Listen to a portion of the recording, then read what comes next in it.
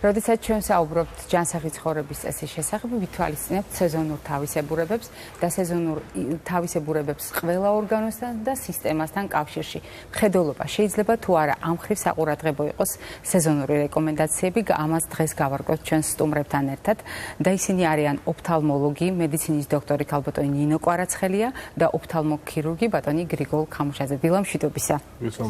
მოგესალმებით, მადლობას მოგახსენებ სტუდიაში მოწვევისთვის. ზოგადად მხედველობის სიმახვილე საკმაოდ გავრცელებული პრობლემაა, ძალიან მნიშვნელოვანი საკითხია, ვინაიდან რაც უფრო ადრეულად მოხდება თვალის დაავადებების დიაგნოსტირება და სამკურნალო ღონისძიებების ჩატარება, მით უფრო ჩვენ თავიდან ავიცილებთ მომავალში სერიოზული პრობლემების არსებობას. ყველაზე გავრცელებული მიზეზი მხედველობის დაქვეითებისა ეს არის რეფრაქციული მანკები, რომელსაც მიეკუთვნება ახლო მხედველობა, ანუ მიოპია, შორს მხედველობა, ანუ ჰიპერმეტროპია და ასტიგმატიზმი. სამივე დაავადების შემთხვევაში სინათლის სხივის გარდატეხა იცვლება. ფოკუსირება არ ხდება ბადურაზე და ამიტომაც არის სამივე შემთხვევაში არასუფთა, არამკაფიო გამოსახულება. განვიხილოთ კონკრეტული თითოეული მათგანი. ახლო მხედველობის, ანუ მიოპია, ეს არის მხედველობის დეფექტი, რომლის დროსაც თვალის ანატომიური ღერძი, რომლის გაზომვა ხდება აი ესე, არის ნორმას აღემატება, ანუ არის უფრო გრძელი და შესაბამისად ფოკუსირება სინათლის სხივის ხდება არა ბადურაზე, არამედ მის წინ. ანუ როგორც ამ შემთხვევაში სარკის წინ საგანი. დიახ, გრძელი ანატომიური ღერძის გამო. ასეთ შემთხვევაში პაციენტი ხედავს კარგად ახლო მანძილზე, ხოლო შორს აქვს არასუფთა გამოსახულება.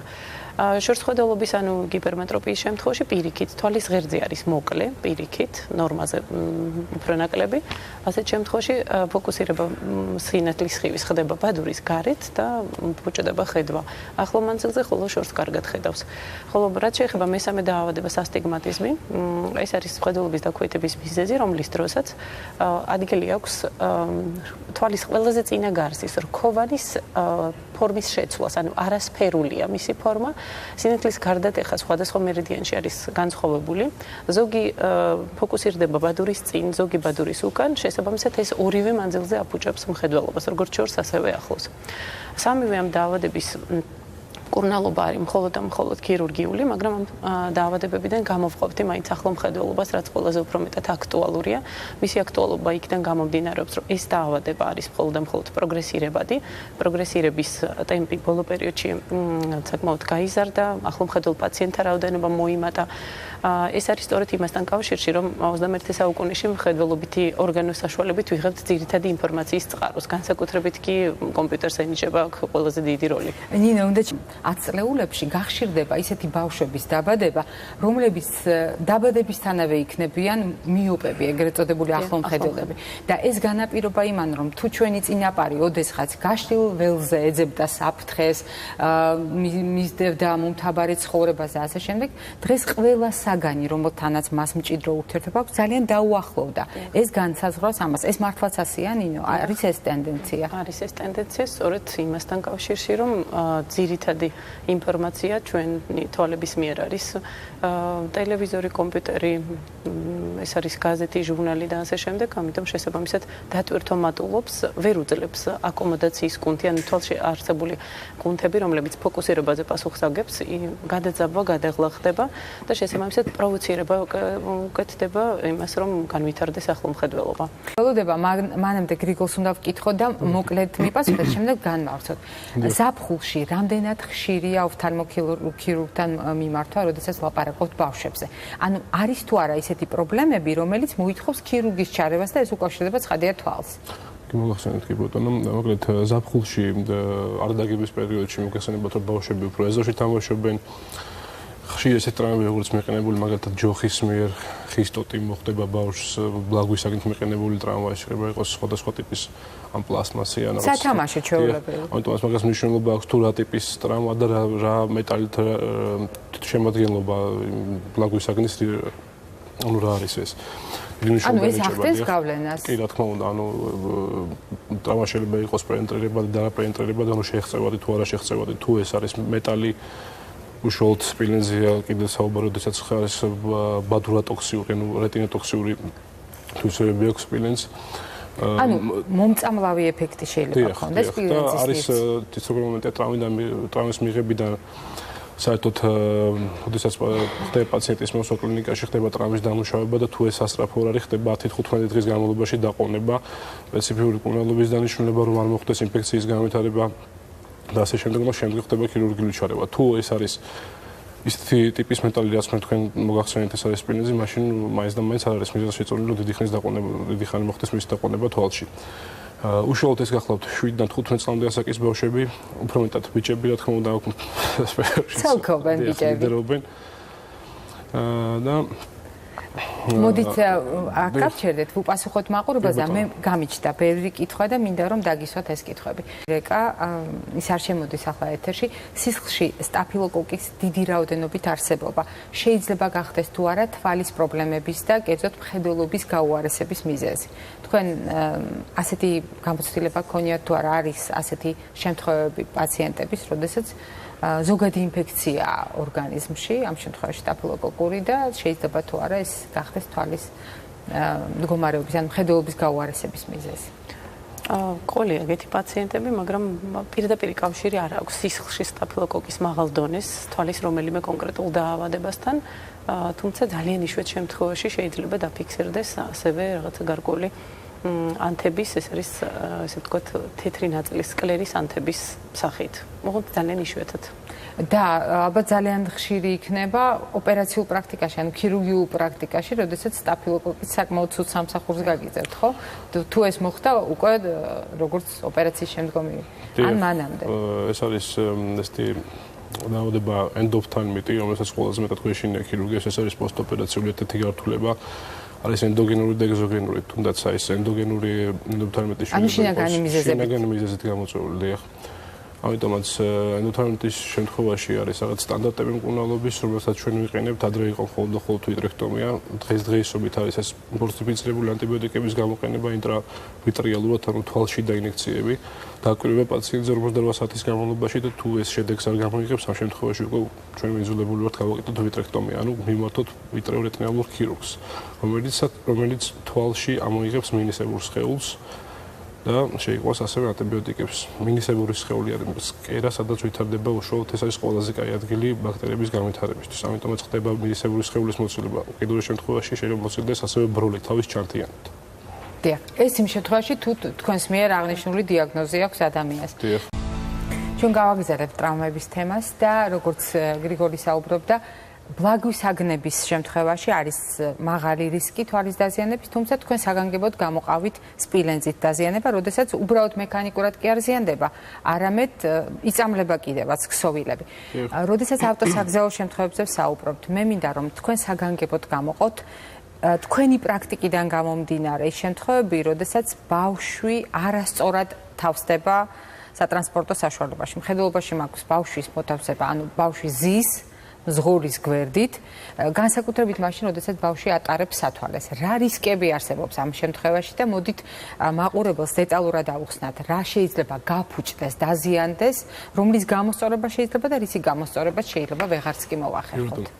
პირველ რიგში იქნება დავიწყებ, რომ ყველა ავტომოწარმოებელ კომპანიას პირდაპირ აქვს მითითება, თუ დავუკვირდებით სამზეური, ესე ეგრეთწოდებული სამზეურის ქვეშ, რომ 12 წლამდე ასაკის ბავშვის ჯდომა წინ არ შეიძლება. იმიტომ რომ შეიძლება ის დამთავრდეს ლეტალური გამოსავლით. მიუხედავად იმისა, სათვალეს ატარებს თუ არ ატარებს. ეს მეორე ხარისხოვანი უკვე მხედველობაზე ლაპარაკი, იმიტომ რომ თუ ისეთი ხალატუნის ტრავმები მიიღო ბავშვმა, ან გუკედის ტრავმები, სიცოცხლესთან იქნება შეუთავსებელი მხედველობაზე ლაპარაკი. თუმცა თუ ყველაფერი მაინც ესე ვთქვათ, რომ დამთავრდა ნორმალურად და ბავშვმა მიიღო ძლიერი დარტყმა სახეში ეგრეთწოდებული აირბალიშის მიერ, საჰაერო ბალიშის მიერ, შეიძლება მოხდეს როგორც კულტურების დაზიანება, გახეთქვა ასე რომ ვთქვათ, საცრემლგზების დაზიანება, რქოვანის დაზიანება, ანუ რქოვანა ის გარსია, რომელზედაც ნინომ გვაჩვენა, ყველაზე რომელიც საათის შუშასავით ესე რომ ვთქვათ, მაყურებლის გასაგებია თქო ვთქვათ, გამჭვირვალე გახლავთ. იყო ნაჩვენები სიუზეტში თქვა ასევე თქვენ სიუზეტში, რომ შეიცავსეთ ქიმიური ნივთიერებებს, რომელიც მოხდება თვალზე, გამოიწვევს ქოვანის დამწვრობას, ქოვანის მექანიკურ დაზიანებას.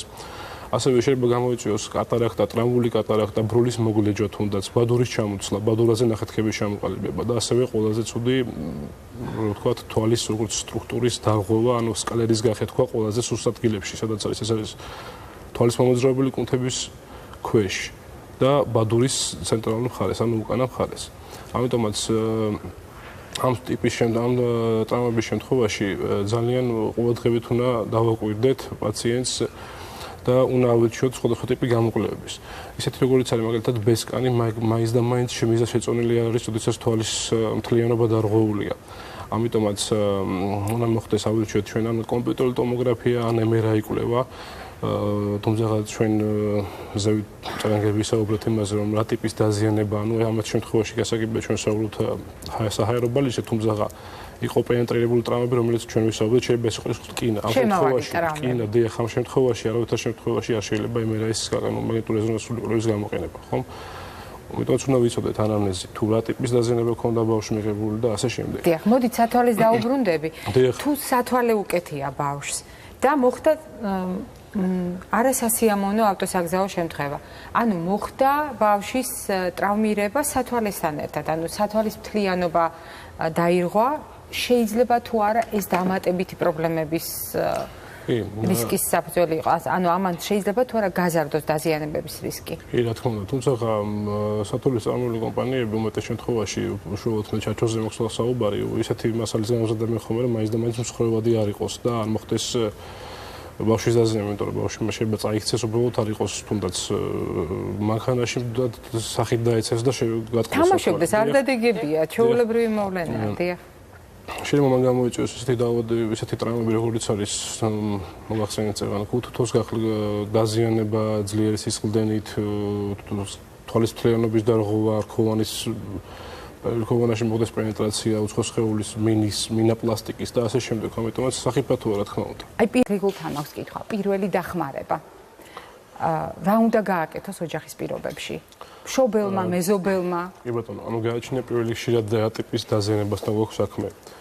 თუ ეს არის ქიმიური ნივთიერებებით მიყენებული, მაგალითად არის ეს ჰიგიენოს საშუალებები, რომელსაც აბაზანაში ხმარობთ ჩვენ, ეგრეს ტუტეში შემცველი ნივთიერებები. უნდა მოხდეს დიდი რაოდენობით ნელთვილი წყლით გამობანა 15 წუთის განმავლობაში თვალის და შემდგომ აუცილებლად უნდა მიმართოთ ოფთალმოლოგს. ეს აუცილებელია. თუ უცხო სხეულს ხედავს მშობელი, რომ ბავშვს უცხო სხეული აქვს თვალში, ესე ვთქვათ, შერჭობილი, არც ერთ შემთხვევაში არ უნდა მოხდეს მისი გამოყენება. უნდა მივიდეს ოფთალმოლოგთან და თვითონ ოფთალმოლოგი მოახდენს მის ამოღებას.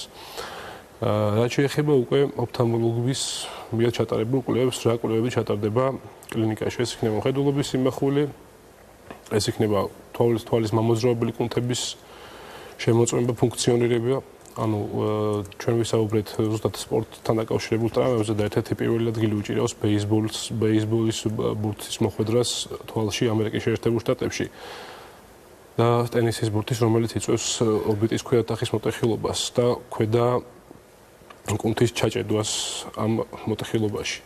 ამ შემთხვევაში მოძრაობა თვალის შეზღუდულია, უკვე ბავშვი ვეღარ იხედება ზევით, ძველი თვალით. და მივიდივართ ოფთალმოლოგთან, დიახ, რა თქმა უნდა, ხდება უკვე შემდგომში გამოკვლევა, ესეთი კვლევების გამოყენება, როგორც არის კომპიუტერული ტომოგრაფია, რენტგენი და მაგნიტური რეზონანსული. ეს უკვე თქვენი საქმეა, პროფესიონალების. ჩვენ დრო ამოიწურა, თუმცა მაყურებელს უნდა შევახსენო ქალბატონი ნინოს რეკომენდაცია, მივაქციოთ ყურადღება ბავშვს როგორ თამაშობს, რამდენად ახლოს მიაქვს საგნები თვალთან, ვიყოთ სიფრთხილით, ბატონი გრიგორის რეკომენდაცია იყო და ტრავმის შემთხვევაში დაუყოვნებლივ მიმართოთ ექიმს. მე მაყურებელს შევახსენებ, დღევანდელი ჩვენი სტუმრები ბრძანდებოდნენ ოფთალმოლოგი, მედიცინის დოქტორი ქალბატონი ნინო კვარაცხელია და ოფთალმოქირურგი ბატონი გრიგოლ ქამუშაძე. ჩვენ ერთმანეთს შევხვდებით ხვალ ნახვამდის ღირსებას გისურვებთ.